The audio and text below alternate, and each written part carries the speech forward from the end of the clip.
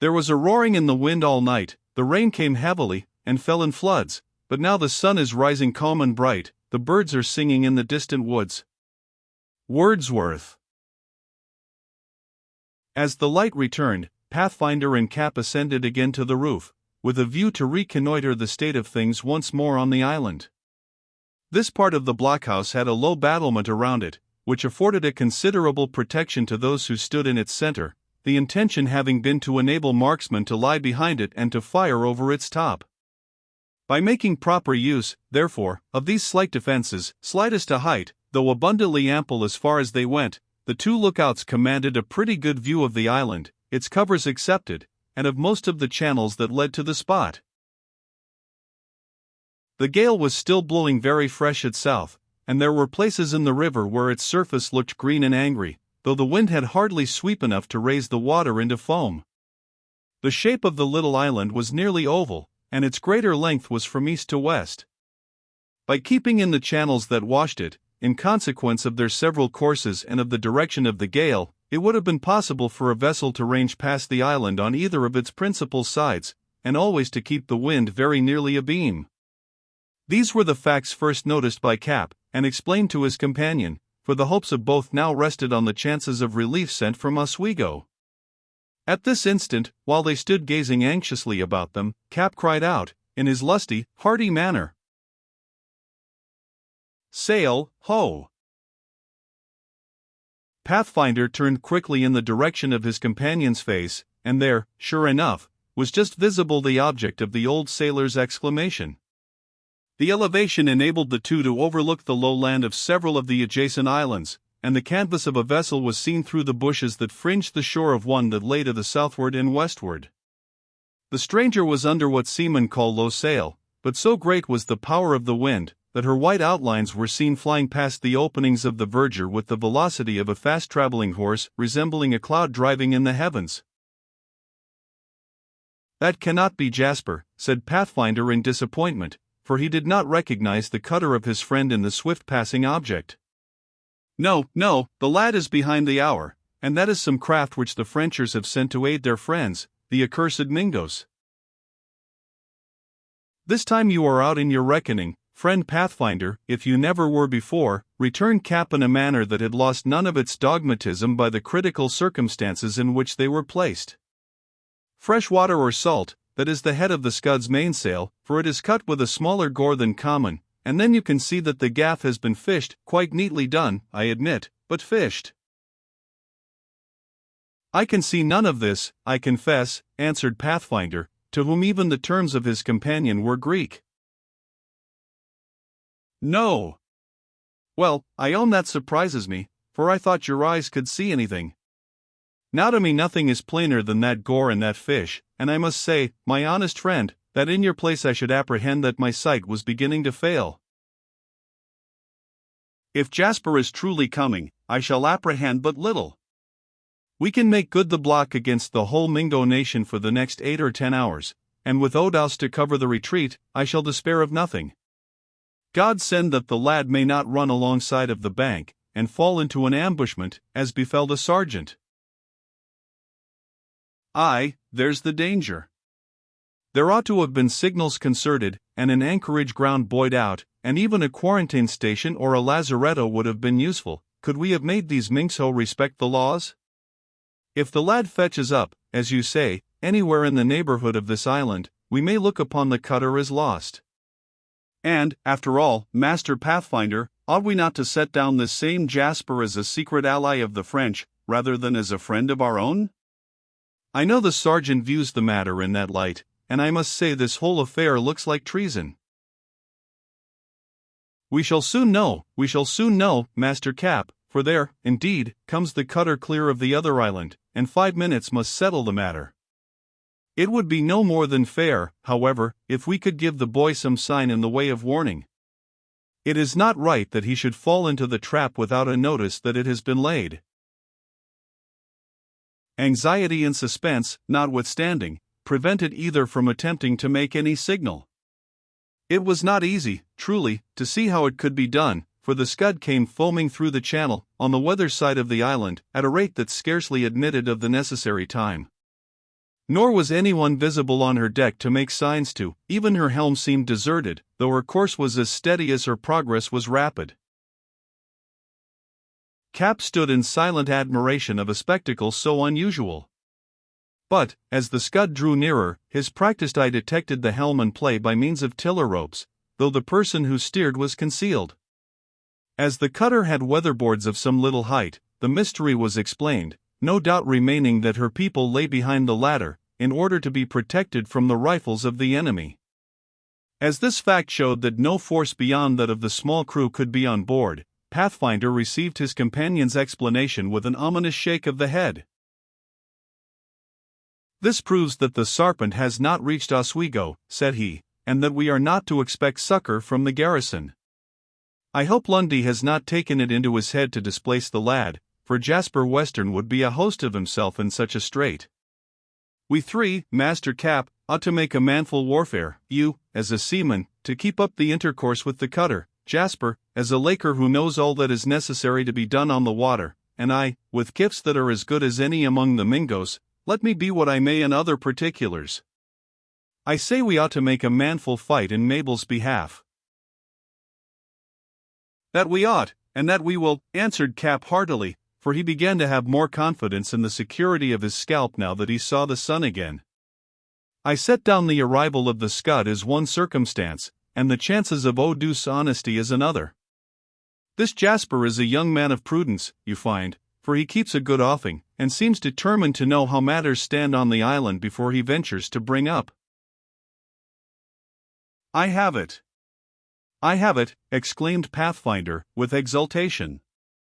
"There lies the canoe of the Sarpent on the cutter's deck, and the chief has got on board, and no doubt has given a true account of our condition, for, unlike a Mingo, a Delaware is sartain to get a story right, or to hold his tongue." "That canoe may not belong to the cutter," said the captious seaman. "O'Deuce had one on board when he sailed."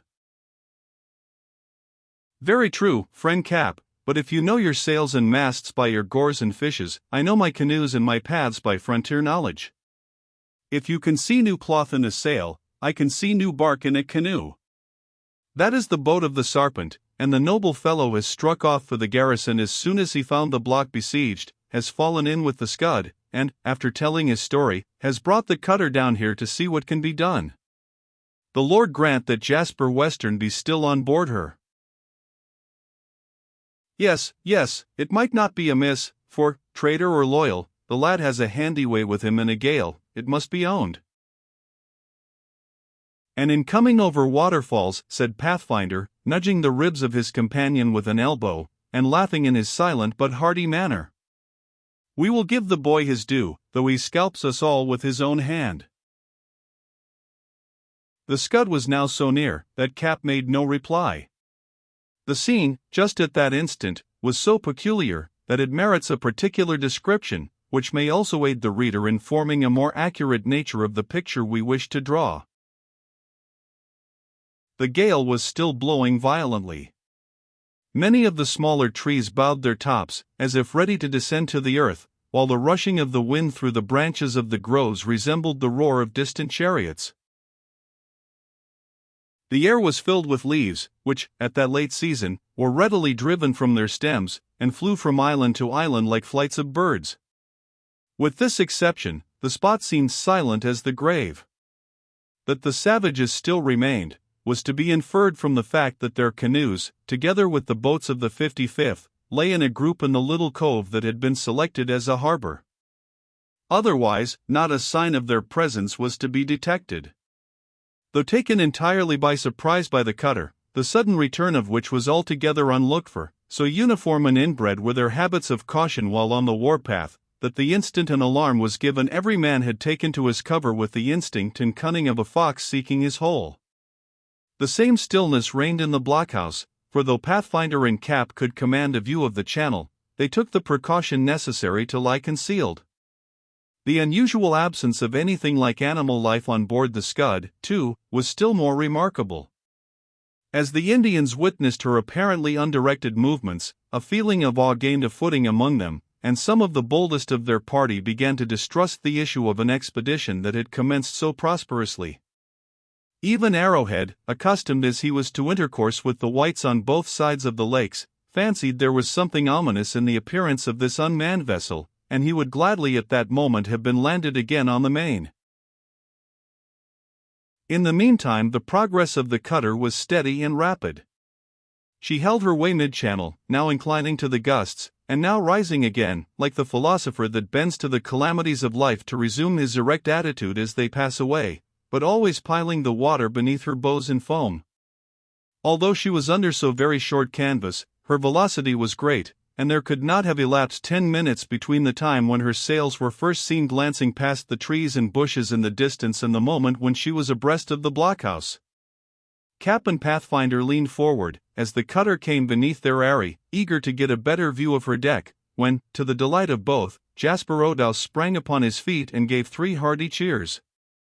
Regardless of all risk, Cap leaped upon the rampart of logs and returned the greeting, cheer for cheer. Happily, the policy of the enemy saved the latter, for they still lay quiet, not a rifle being discharged. On the other hand, Pathfinder kept in view the useful, utterly disregarding the mere dramatic part of warfare. The moment he beheld his friend Jasper, he called out to him with stentorian lungs, "Stand by us, lad, and the day's our own. Give 'em a grist in yonder bushes, and you'll put 'em up like partridges." Part of this reached Jasper's ears, but most was borne off to leeward on the wings of the wind. By the time this was said, the Scud had driven past, and in the next moment she was hid from view by the grove in which the blockhouse was partially concealed. 2 anxious minutes succeeded, but, at the expiration of that brief space, the sails were again gleaming through the trees, Jasper having jibed, and hauled up under the lee of the island on the other tack. The wind was free enough, as has been already explained, to admit of this maneuver, and the cutter, catching the current under her lee bow, was breasted up to her course in a way that showed she would come out to windward of the island again without any difficulty. This whole evolution was made with the greatest facility, not a sheet being touched, the sails trimming themselves, the rudder alone controlling the admirable machine. The object appeared to be a reconnaissance. When, however, the Scud had made the circuit of the entire island, and had again got her weatherly position in the channel by which she had first approached, her helm was put down, and she tacked.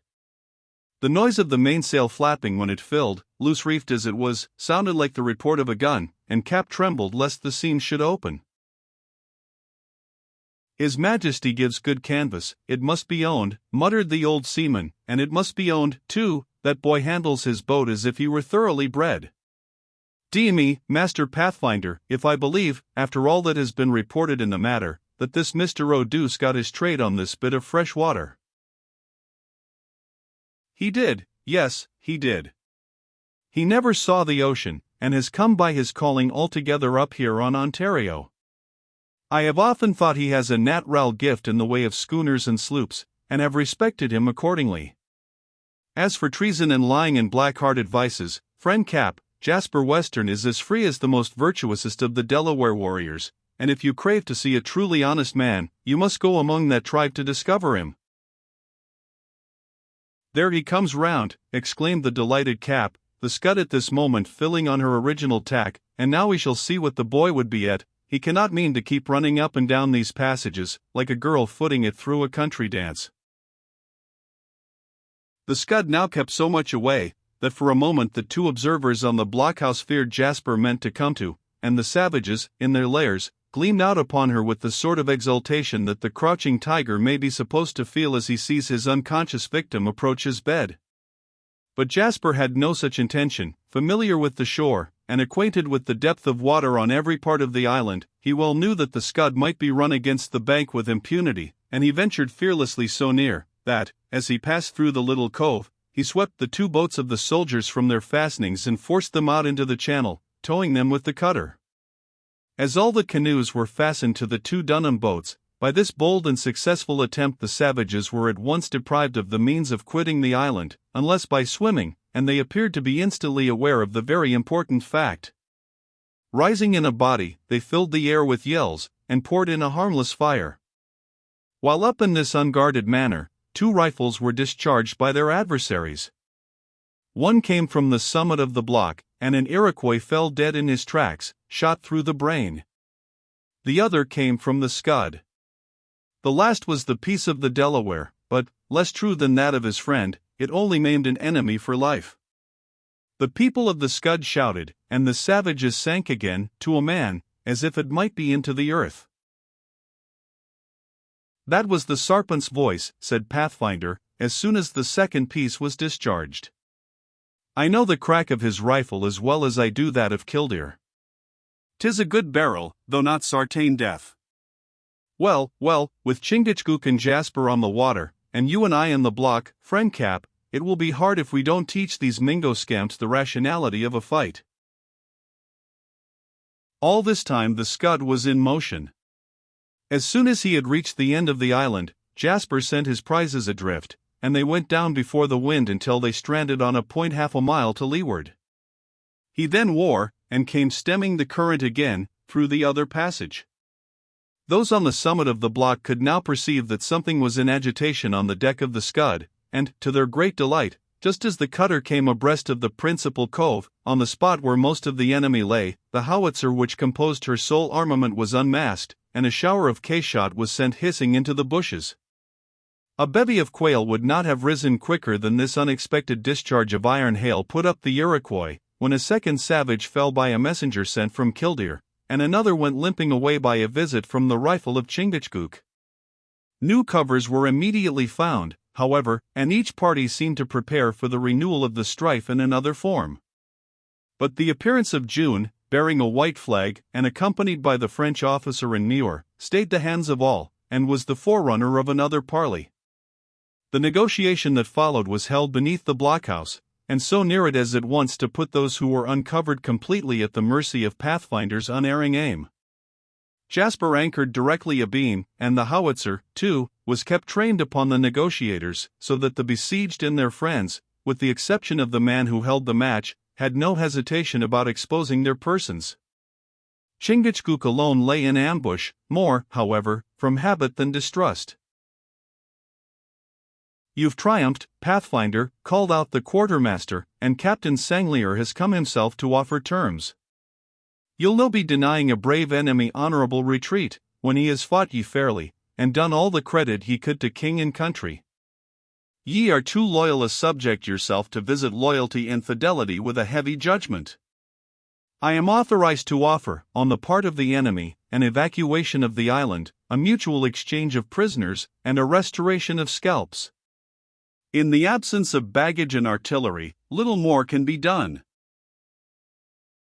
As the conversation was necessarily carried on in a high key, both on account of the wind and of the distance, all that was said was heard equally by those in the block and those in the cutter. "What do you say to that, Jasper?" called out Pathfinder. "You hear the proposal. Shall we let the vagabonds go?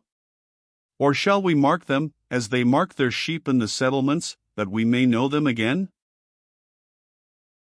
"What has befallen Mabel Dunham?" demanded the young man, with a frown on his handsome face, that was visible even to those on the block. "If a hair of her head has been touched, it will go hard with the whole Iroquois tribe." Nay, she is safe below, nursing a dying parent, as becomes her sex. We owe no grudge on account of the sergeant's hurt, which comes of lawful warfare, and as for Mabel—" "She is here," exclaimed the girl herself, who had mounted to the roof the moment she found the direction things were taking, "she is here. And, in the name of our holy religion, and of that God whom we profess to worship in common, let there be no more bloodshed. Enough has been spilt already, and if these men will go away, Pathfinder, if they will depart peaceably, Jasper, do not detain one of them. My poor father is approaching his end, and it were better that he should draw his last breath in peace with the world. Go, Frenchmen and Indians. We are no longer your enemies, and will harm none of you." Tut, Magnet, put in Cap, "this sounds religious, perhaps, or like a book of poetry, but it does not sound like common sense. The enemy is just ready to strike, Jasper is anchored with his broadside to bear, and, no doubt, with springs on his cables, Pathfinder's eye and hand are as true as the needle, and we shall get prize money, head money, and honor in the bargain if you will not interfere for the next half hour." "Well," said Pathfinder, "I incline to Mabel's way of thinking.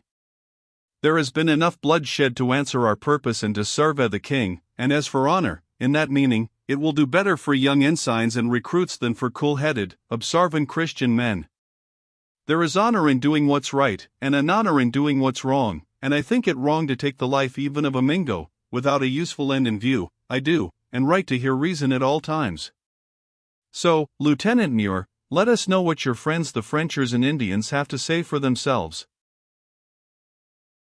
"My friends," said Muir, starting, "you'll no be calling the king's enemies my friends, Pathfinder, because the fortune of war has thrown me into their hands?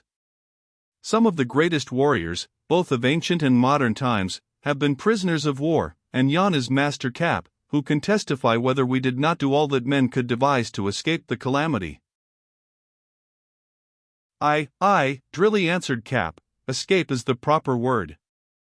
We ran below and hid ourselves, and so discreetly, that we might have remained in the hole to this hour, had it not been for the necessity of restowing the bread lockers. You burrowed on that occasion, quartermaster, as handily as a fox, and how the d—l you knew so well where to find the spot is a matter of wonder to me. A regular skulk on board ship does not trail aft more readily when the jib is to be stowed, than you went into that same hole." "And did ye no follow?" "There are moments in a man's life when reason ascends to instinct." "And men descend into holes," interrupted Cap, laughing in his boisterous way, while Pathfinder chimed in his peculiar manner. Even Jasper, though still filled with concern for Mabel, was obliged to smile. "They say the d—l wouldn't make a sailor if he didn't look aloft, and now it seems he'll not make a soldier if he doesn't look below." This burst of merriment, though it was anything but agreeable to Muir, contributed largely towards keeping the peace. Cap fancied he had said a thing much better than common, and that disposed him to yield his own opinion on the main point, so long as he got the good opinion of his companions on his novel claim to be a wit. After a short discussion, all the savages on the island were collected in a body, without arms, at the distance of 100 yards from the block, and under the gun of the Scud, while Pathfinder descended to the door of the blockhouse and settled the terms on which the island was to be finally evacuated by the enemy. Considering all the circumstances, the conditions were not very discreditable to either party. The Indians were compelled to give up all their arms, even to their knives and tomahawks, as a measure of precaution, their force being still quadruple that of their foes. The French officer, Monsieur Sanglier, as he was usually styled, and chose to call himself, remonstrated against this act as one likely to reflect more discredit on his command than any other part of the affair, but Pathfinder, who had witnessed 1 or 2 Indian massacres, and knew how valueless pledges became when put in opposition to interest where a savage was concerned, was obdurate. The second stipulation was of nearly the same importance. It compelled Captain Sanglier to give up all his prisoners, who had been kept well guarded in the very hole or cave in which Cap and Muir had taken refuge. When these men were produced, 4 of them were found to be unhurt. They had fallen merely to save their lives, a common artifice in that species of warfare, and of the remainder, 2 were so slightly injured as not to be unfit for service. As they brought their muskets with them, this addition to his force immediately put Pathfinder at his ease, for, having collected all the arms of the enemy in the blockhouse, he directed these men to take possession of the building, stationing a regular sentinel at the door. The remainder of the soldiers were dead, the badly wounded having been instantly dispatched in order to obtain the much-coveted scalps. As soon as Jasper was made acquainted with the terms, and the preliminaries had been so far observed as to render it safe for him to be absent, he got the Scud under way, and, running down to the point where the boats had stranded, he took them in tow again, and, making a few stretches, brought them into the leeward passage. Here all the savages instantly embarked, when Jasper took the boats in tow a 3rd time, and, running off before the wind, he soon set them adrift full a mile to leeward of the island. The Indians were furnished with but a single oar in each boat to steer with, the young sailor well knowing that by keeping before the wind they would land on the shores of Canada in the course of the morning. Captain Sanglier, Arrowhead, and June alone remained, When this disposition had been made of the rest of the party, the former having certain papers to draw up and sign with Lieutenant Muir, who in his eyes possessed the virtues which are attached to a commission, and the latter preferring, for reasons of his own, not to depart in company with his late friends, the Iroquois. Canoes were detained for the departure of these three, when the proper moment should arrive.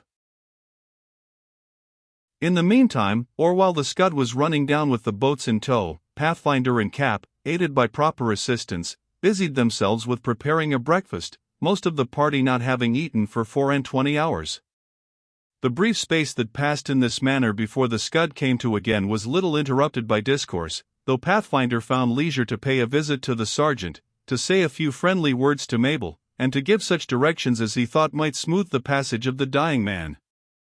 As for Mabel herself, he insisted on her taking some light refreshment, and, there no longer existing any motive for keeping it there, he had the guard removed from the block, in order that the daughter might have no impediment to her attentions to her father.